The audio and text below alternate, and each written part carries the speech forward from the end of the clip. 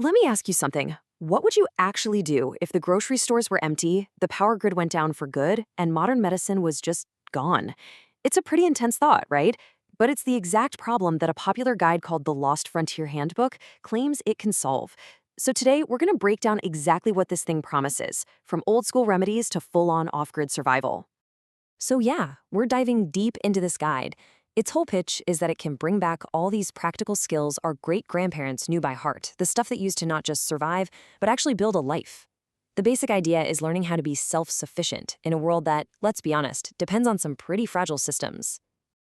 All right, so here's the game plan for this explainer. First, we'll look at the old school medicine it claims to teach. Then we'll get into its methods for building a food supply that basically lasts forever. After that, we'll see what it says about living completely off-grid. And finally, we'll break down the actual deal, the price, the bonuses, the whole shebang. Okay, first up, medical self-sufficiency. This is a huge part of the appeal, right? It's the idea that you could handle a health crisis yourself without needing a modern pharmacy on every corner. Now get this, one of the claims that really jumps out is a recipe for what the source calls frontier penicillin.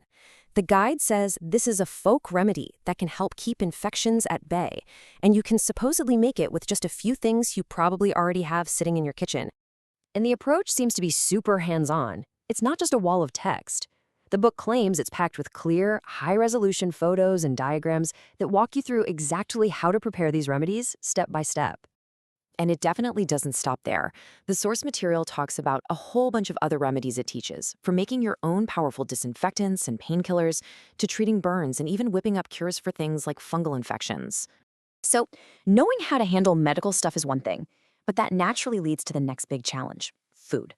I mean, if you can't rely on a grocery store, you need a stockpile. And more importantly, you need one that's not going to go bad.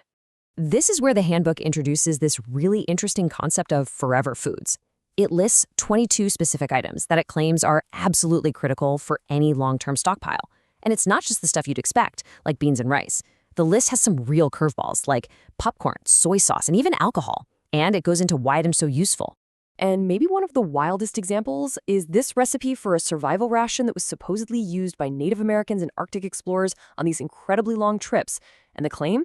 That this stuff is still perfectly safe to eat 100 years later. 100 years! Of course, to build that stockpile, you need to know how to preserve food. So the guide covers all these classic techniques. It's got the A to Z of canning and pickling, different ways to smoke and cure meat, and even instructions for building things like a root cellar or an 18th century style ice house for off-grid refrigeration. So you can see where this is all going, right? All of this leads to the ultimate goal that's presented in the handbook: total independence. How to really thrive when you're cut off from all the modern stuff we take for granted.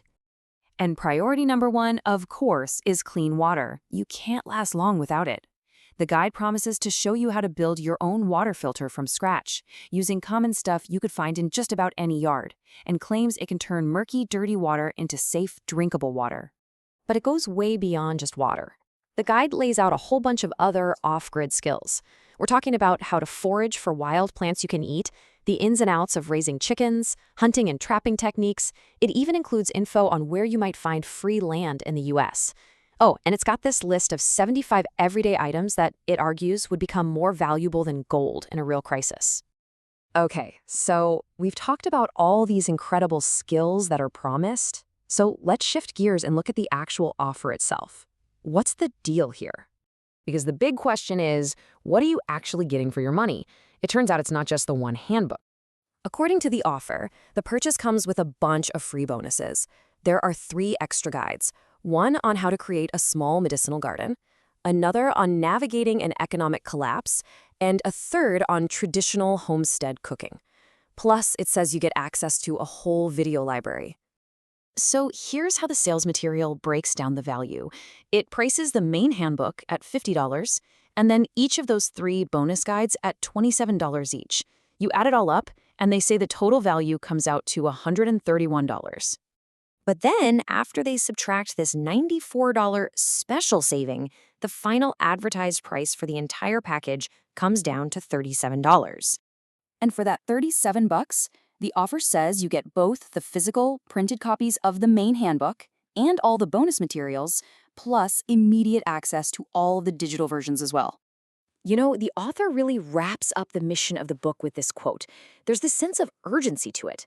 The core idea is that these skills aren't just a hobby, they're a vital part of our heritage, a foundation of practical knowledge that we're in real danger of forgetting completely. Which kind of leaves us with one final big question to think about. In our modern world where pretty much everything is about convenience, what's the real value of knowing how to be self-reliant? Is it a practical necessity for a future crisis, a fulfilling hobby for today, or maybe something in between?